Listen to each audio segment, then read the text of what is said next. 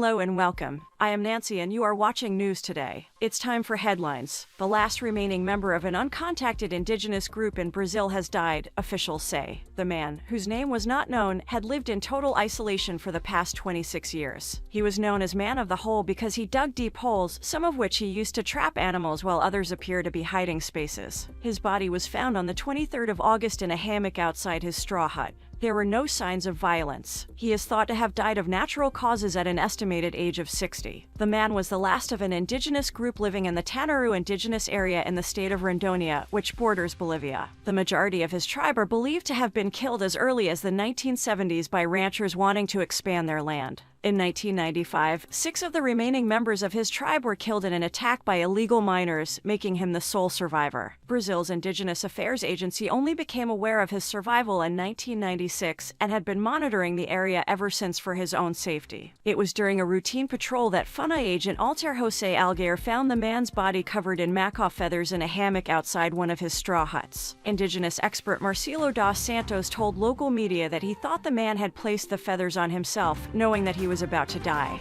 He was waiting for death. There were no signs of violence, he said, adding that the man had probably died 40 to 50 days before his body was found. There were no signs of any incursions in his territory and nothing in his hut had been disturbed, officials said. A post-mortem will be carried out to try to determine whether he had contracted a disease. As he had avoided any contact with outsiders, it is not known what language the man spoke or which ethnic group he may have belonged to. In 2018, members of FUNAI managed to film him during a chance encounter in the jungle. In the footage, he can be seen hacking at a tree with something resembling an axe. There had been no sighting of him since, but FUNAI agents did come across his straw huts and the deep holes he dug. Some had sharpened spikes at the bottom and are thought to have been traps for animals he hunted, such as wild boar. Mr. Alguer, the FUNAI agent who found his body, said that all of the huts the man had built over the years, of which there were more than 50, also contained a 3 meters deep hole. Mr. Alguer thinks the holes may have held a spiritual significance for the man, while others have speculated that he may have used them as hiding places. Evidence found over the years in the area also suggests he planted maize and manioc and collected honey as well as fruits such as papaya and bananas. Under Brazil's constitution, indigenous people have a right to their traditional land, and access to the land he inhabited, known as the Tanaru Indigenous Territory, has been restricted since 1998.